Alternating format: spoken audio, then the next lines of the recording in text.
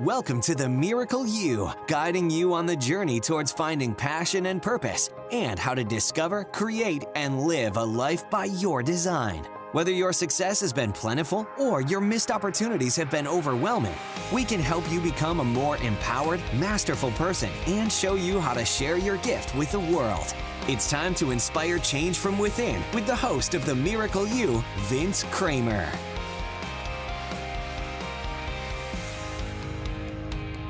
Hello, imagination. I'm Vince Kramer, your host, and welcome to The Miracle You, where you learn about the magic of living your life by finding the example in real life.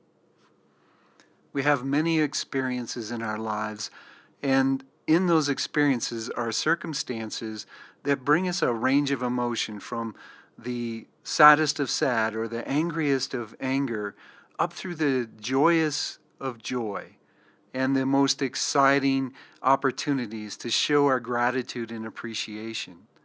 These circumstances all come with gifts, but sometimes it's so difficult to find the gift in the circumstance. But there's guidance available to us in everything that happens in our lives. Even though we feel it may be a life-ending event for us, if not physically, maybe emotionally, or most certainly mentally. When you experience a death in the family, it's really easy to crawl into a hole, and it's easy to feel that life is over, especially when you lose a child. Most parents cannot even imagine what it would feel like to lose one of their children. It's not supposed to happen. Your children are not supposed to die before you. Today's guest experienced the loss of her daughter. And in that loss of her daughter and the pain that she felt and the circumstances that came after it and the way that she looked internally to find her empowerment and to learn more about herself brought her to the world in a very powerful way, that she's sharing things that the world needs to hear. And in the loss of her daughter, she also found some divine guidance, really, truly a spiritual guide in her daughter.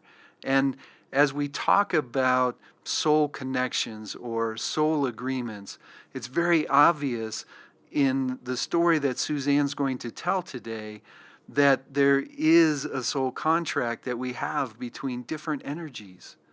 Because there is no doubt, after you heard her story, you'll believe that her daughter had a soul contract to be her guide as she moved on with life after the loss of her daughter so unexpectedly.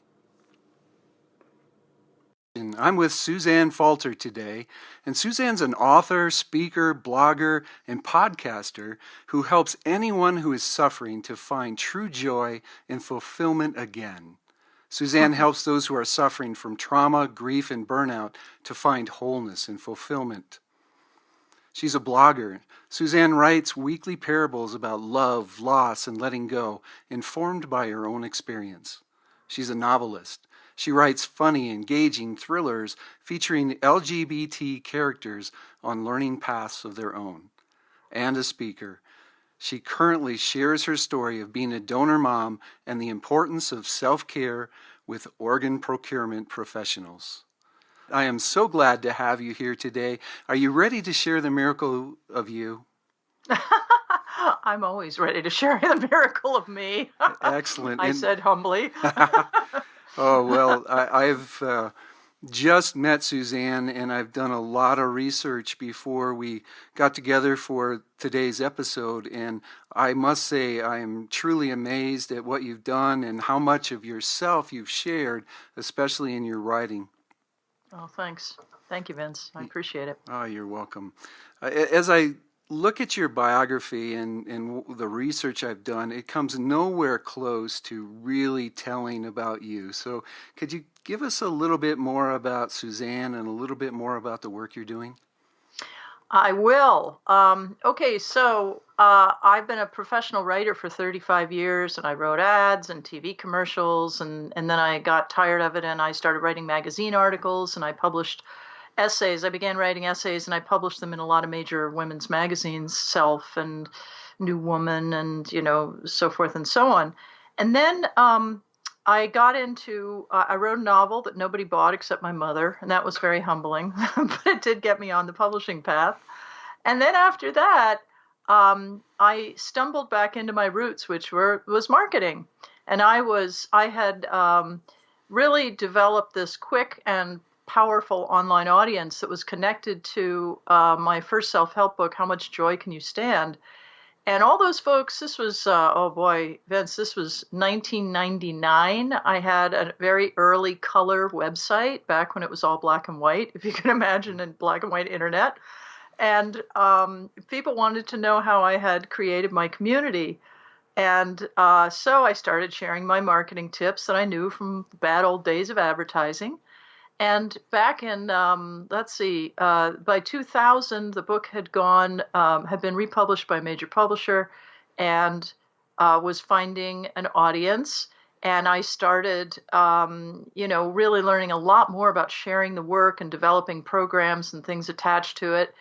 And then all of a sudden, I just got veered off to the right. And by 2003, I was teaching people how to develop online businesses. And I had stepped away from this beautiful sort of organic kind of guided work I was doing, teaching people how to overcome their fears and get on with the things they wanted to do in life.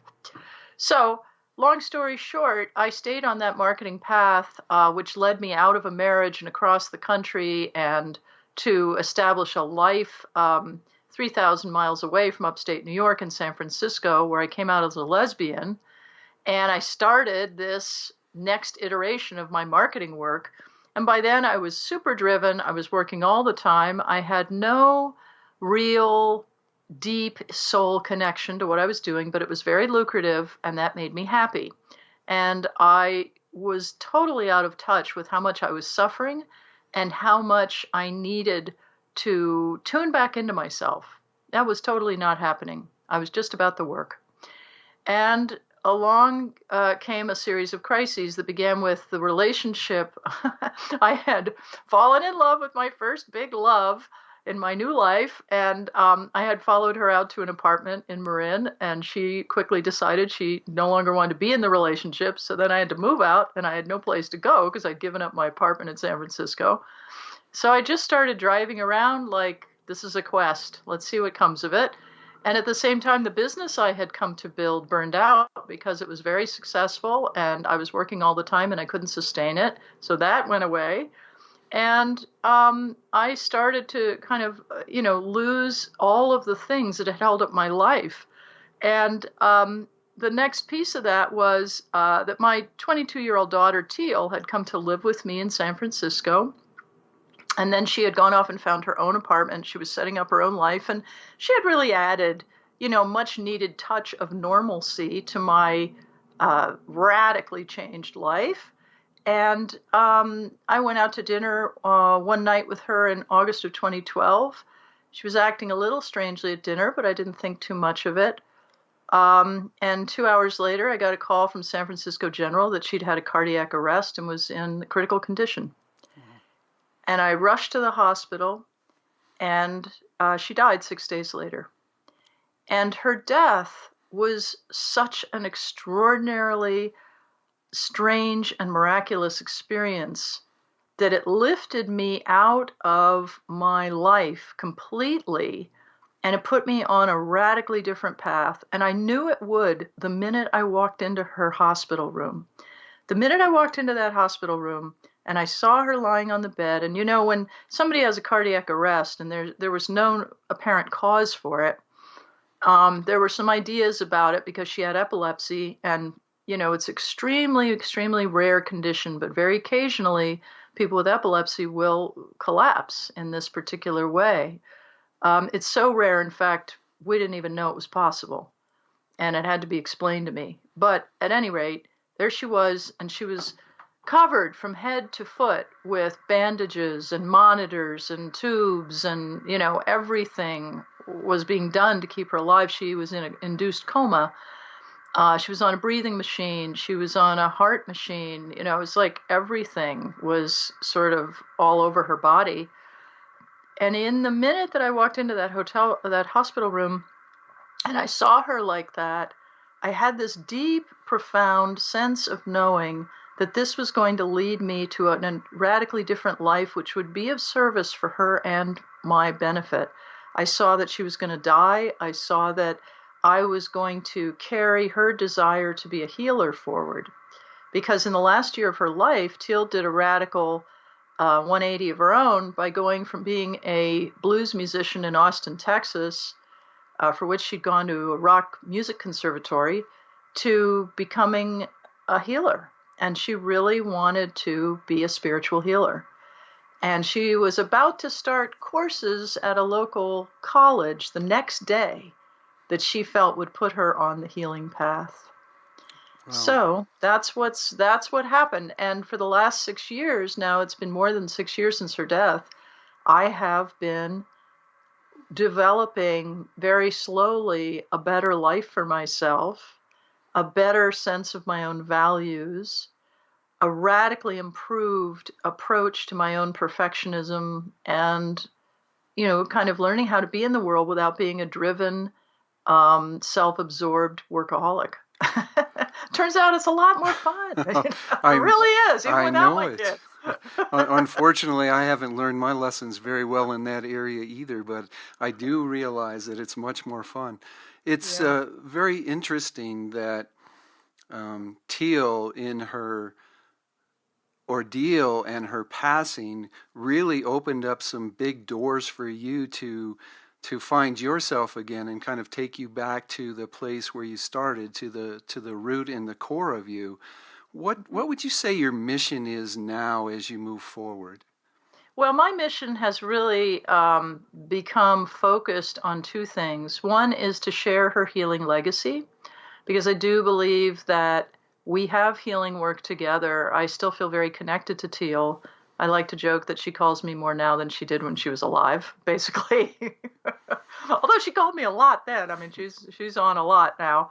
But I also feel that I learned huge things about self-care. Self-care really became the critical thing, because that's what wasn't happening in my former life.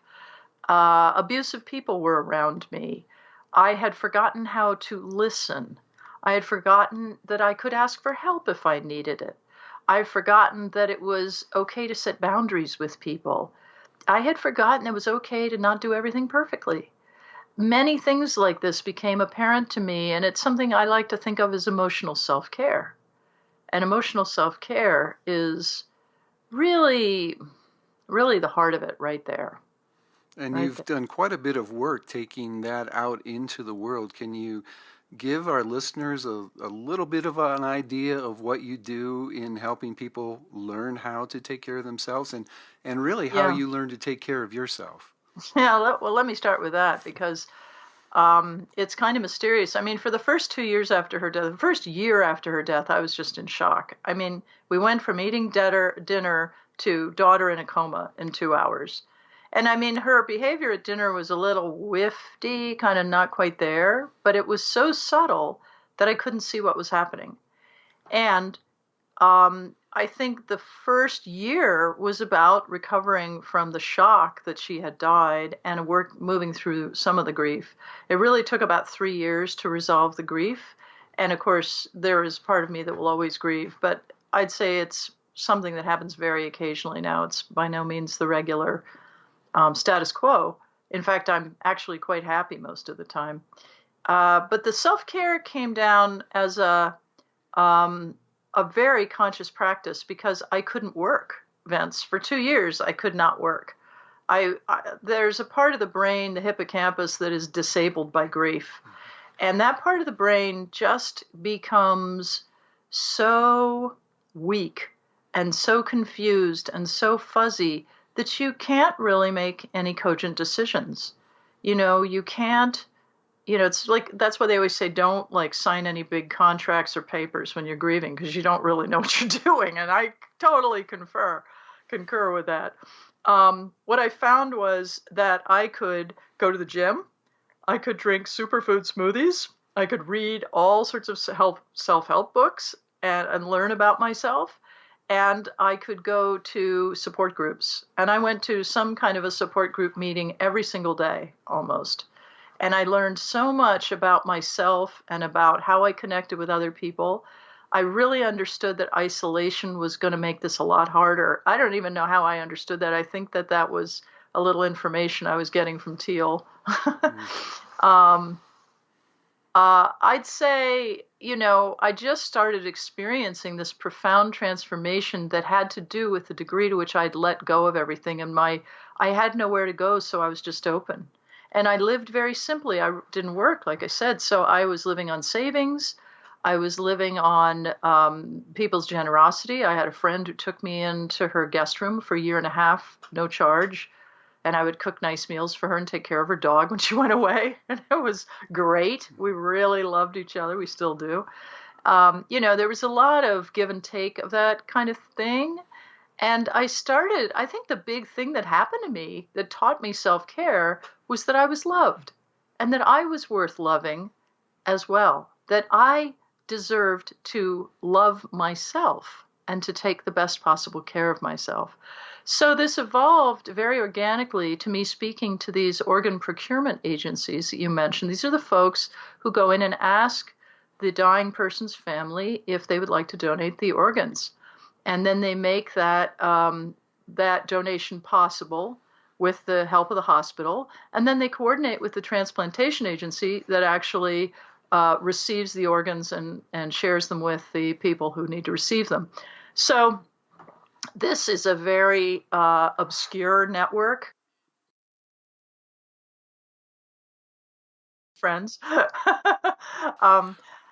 It's an obscure network. Most people haven't really heard of it, but they approached me and they asked, would you, they'd seen me do some self-care, some speaking in the very beginning about self-care, and it just came up very naturally that I should speak to the folks who arranged Teal's organ transplant.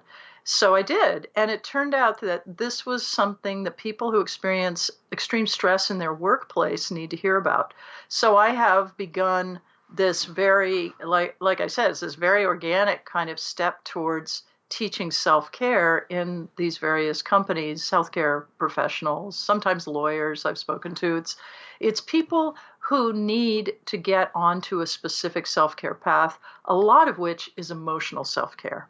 So that's what's happening now. And I'm just about to launch a course called Self-Care for Extremely Busy Women. I've got a little free mini course and so forth and so on. But I've also started something I really love called the Self-Care Soother, which is a podcast. And I also have started a free Facebook group called the Self-Care for the Self-Care Group for Extremely Busy Women. Oh, yeah. Awesome. And I'll provide you with the links, and I'm happy to share that. Excellent. I'm sure there's many people that are going to want to hear about it and to get in touch with you. As it's a very painful thing that you experienced with Teal, but it really opened a lot of doors. How did you pick yourself up from that place where you had that 2 years where you couldn't do anything? What happened to really project you out onto your path? Well, the first thing that happened was that I felt Teal around me very powerfully, frequently, and it was such an in-body extreme experience. And it happened when I was driving. I mean, I don't know what this says about my driving abilities, but I had this little car that I bought before she died, which we jokingly called the Tealster, because her nickname as a child was Tealster. And by the time she was 22, she was having none of it. She's like, Mom, please do not call me that. Let's call your car that, okay? And it happened to be teal colored. So I said, all right. So I had this little teal colored car with this license plate, Tealster. And after Teal died, she had left behind some journals that were filled to the brim with channeled quotes. And this was the basis of her wanting to become a healer. And one of those quotes I put around the license plate holder that held my license plate on the back of my car. It said, "Give fearlessly, and you shall never want." And this was just one of these little quotes that she'd written down in these notebooks. And I started really collecting them and reading them and thinking about them. And that definitely helped. But then, as I started to drive in my little mobile rolling teal Alter, she was a musician, right? And she loved the blues. So I would ask if she was there. And I would always get this big rush of sort of electric joy that just moved through my body in the most powerful, tingling sort of way. And I just knew it was her. In fact, I started receiving that energy, which I describe in my writing as a sparkling energy, because it did have a very sparkly quality to it. In the hospital, it was not in the hospital, it was in the hospital. It was in a hotel room that was near the hospital, which was where we were staying in the week of that she was dying. And the third night I woke up and I just felt her around me. I just knew it. And you know, they often say, people who study metaphysics say, that your veil to the other side is quite thin to begin with, but it's really thin when you're sleeping. You're just right on the edge of being able to hear and feel your connection, or see it, or however it manifests for you. And for me, it was a sense, it was a knowing, and I was hearing her. And I could hear her, and I said, I said, "Is that you, honey?" And she said, "Hi, Mom." Just like she was sitting there. And I said, well, what are you doing? What is going on? What are you doing? She said, "I'm trying to reconcile my heart and my soul." And her heart had stopped, but her soul didn't want to leave yet. Or her soul wanted to leave and her heart didn't want to leave yet. It was one or the other. And she was letting us know that she was having trouble deciding what to do. Right. And the next day, I checked in. "Well, how's it going?" She said, "I think I'm going to go." And that was it. And you know, she knew it would be hard for us, but she also knew, I think, that we were meant to be connected, because about 6 months before her death, she wrote me a letter in which she said, she wrote, "You and I are meant to be leaders in light together." That's pretty clear, Yes. you know. Mm-hmm. And it wasn't, you know, we're supposed to lead workshops together. It was, we're meant to be leaders in light together. And she said, "And I support any light leadership you have to bring to the world." And, you know, I'd forgotten about that letter, Vince. And one of the stories I love to tell about this time was that I was sitting in this little office I'd rented, and I was trying to get back to work, and I was really struggling, and I could barely think, and I could barely work. And I was like slowly beginning my work again. And I was just sitting there despairing one day, and I was crying. And I heard her say to me, "Look in your inbox. Clean out your inbox." And I look over at my inbox, and it's like that high with papers and paraphernalia and stuff. And I had carefully, you know, I'd moved a couple of times, and I'd put it in boxes and kept moving it with me, never cleaned it out. You know, God forbid I should actually go through my inbox. So I go through my inbox. I spend the whole afternoon, you know, this paper, that paper, bills, whatever. I take care of all of it.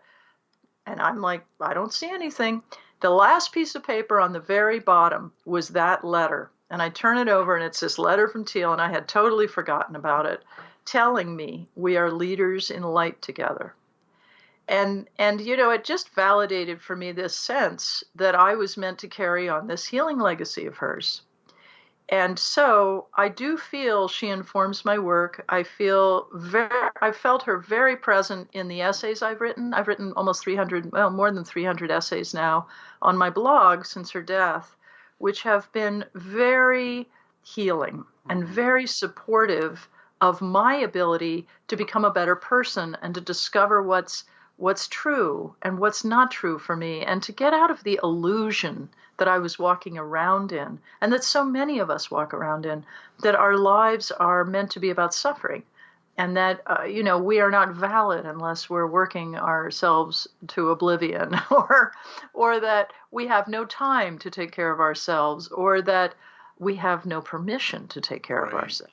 That's the big one, and we don't give ourselves permission. And That's right. And you are leading in light with her. I mean, she really opened the door for you in her death to Hmm. show the world that you can open your heart up after such a tragic event. Yeah. And in Hmm. that, you're so powerful, and the healing of your essays for you has also created so much healing in everyone else's lives, because like I was explaining to you before we started the podcast, it's people just don't realize that there's other people out there just like them. Yeah. And to feel what you were giving in your essays and to know that feeling deep inside, I'm sure has made such a difference in so many people's lives. So that is very, very powerful. Yeah, well, thank you. Thank you for that. I mean, the vulnerability required to really share ourselves with the world is, in fact, what heals us. The opening up, the not hiding, not pretending to be somebody other than who you are, not hiding behind your disagreement or your righteousness, not hiding behind your belief that somebody's different and therefore wrong or not approachable. Not hiding behind your addictions. I mean, one of the things I did that really has helped me hugely, like I said, I went to support groups, which included 12-step groups. And I really looked at my behavior in my life in various parts of it. And those groups span an awful lot of different types of healing. And in them, I really learned how to apologize and how to make amends for the things I'd done wrong in my life. And then I learned I'm okay. I can say I'm sorry, and it's okay. I can make mistakes, and it's okay. I can actually not do things perfectly. I can actually not know. Oh my God, what a fabulous relief that was to not know. Oh my God, I'm enjoying not knowing a huge amount now. I I really bet. am. I bet. It opens up so many doors, doesn't it? One of the Yeah. things that, as you know, our company's name's Imagine Miracles, and we define a miracle as through an act of love, sharing your gifts and talents with the world so others can share theirs. Thank you for sharing with us how you are being the miracle in the world, with how you're using your special gifts and talents. You're using what's happened to you in your life to bring such a positive outlook and to open your heart and to shine that light. Like you said, when Hmm. we build a wall, we're not keeping others out from us. We're just keeping us from the world. So in tearing Yeah. down the wall and sharing, you're really opening so much up to the world. Yeah. Yeah.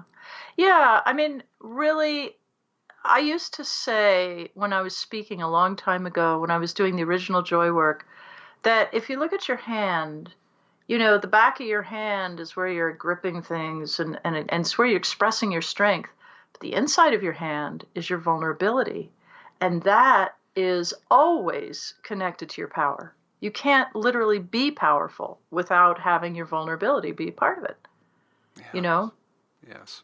not really powerful. I I, mean, you can force things, but it's not that powerful in the but end. sooner or later you just lose it with exhaustion or Yeah, pain if you try to touche. power through that way. So Yeah, speaking yeah. of powerful, collective energy, as you know, is so powerful, and the imagination is a very powerful group. And we'd like to give energy to a project that you would like to see happen in the next year or the next couple years. Could you share with us something that you would like to accomplish or what you would like to bring to the world that you maybe even haven't shared with anybody else?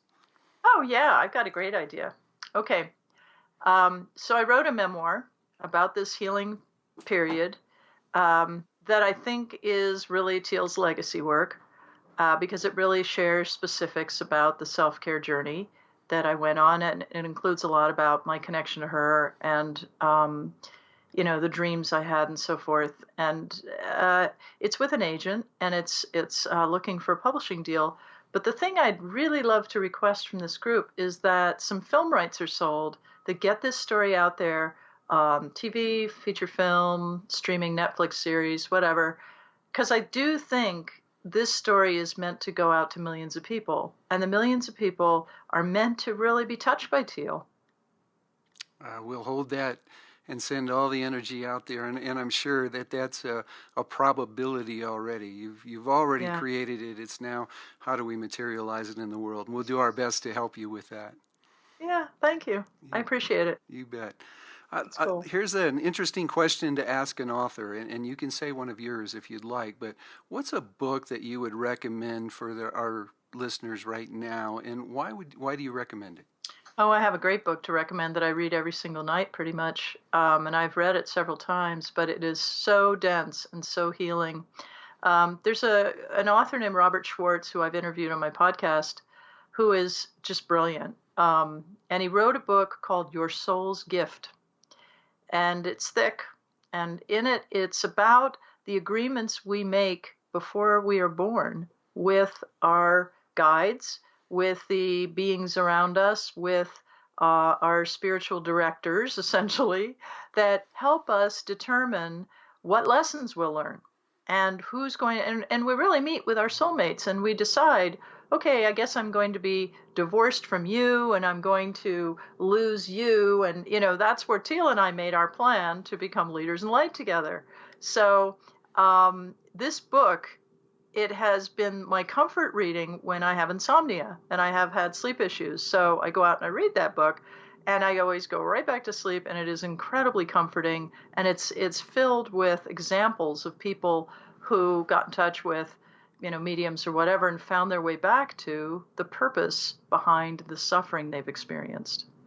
One of the things I like to share is I'm big into science and I'm big into spirituality, and that's one thing that brings the two of them together so perfectly that there are no mistakes, and that we've made plans. And as you speak of talking to your guides before you came down here, and even setting up soul contracts with people like Teal, as you came down to share and lead by light is amazing. So thanks for sharing that. I really appreciate that.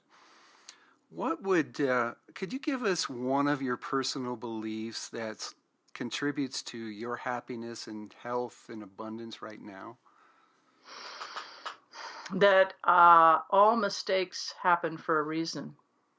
That anything I think was wrong is actually some sort of a healing opportunity. And I'm going to go out on a limb and say that really applies to everything. I never think of my daughter's death as a mistake or wrong or even a tragedy.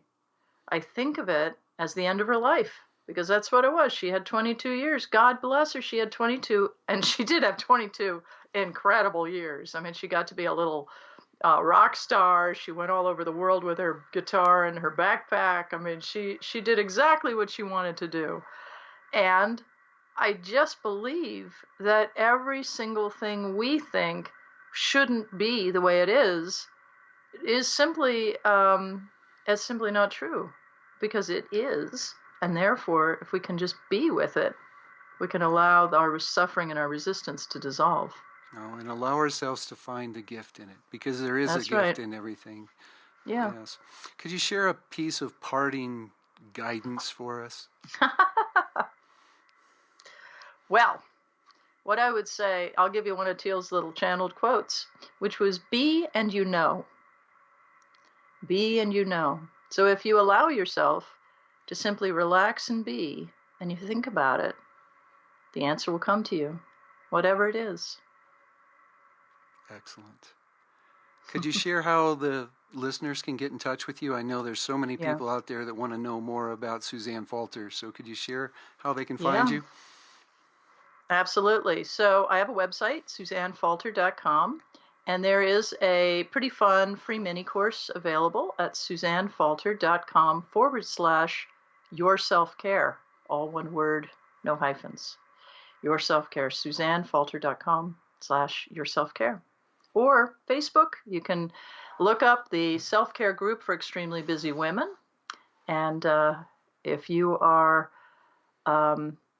non-male, as the gender fluid folks like to say, you are invited to join us. And if you are, I'll see you on my website or in my Facebook page. Excellent. And I'll make sure all that information is provided on the page on the website, so you can find Suzanne without too much problems. I'll even put links in there, so you just click on the link. It'll take you to her Facebook page and to her website. Suzanne, thank you so much for being with me today. I appreciate your information, your honesty, and really the light that you're bringing into the world is so self-evident. So I appreciate that very much. Thanks, Vince. And what a great conversation. I'm really glad we connected. Oh, me too. On behalf of Mary, my wife and business partner, and everyone in the imagination, have a miracle day. You too. Thank you. You've completed this episode of The Miracle You, but we have plenty more to help you discover your own personal passion and purpose. Head over to themiracleyou.com for free resources to assist you on your journey, as well as register for our free webinar, Discover Your Miracle Life, 3 Mind Awakening Steps Toward Your Unique Purpose, or apply for a one-on-one Your Life, Your Way breakthrough session and discover your next best step on your journey. All available exclusively on our website. That's themiracleyou.com. We look forward to sharing more experiences of passion, purpose, and life by design next time, right here on The Miracle You.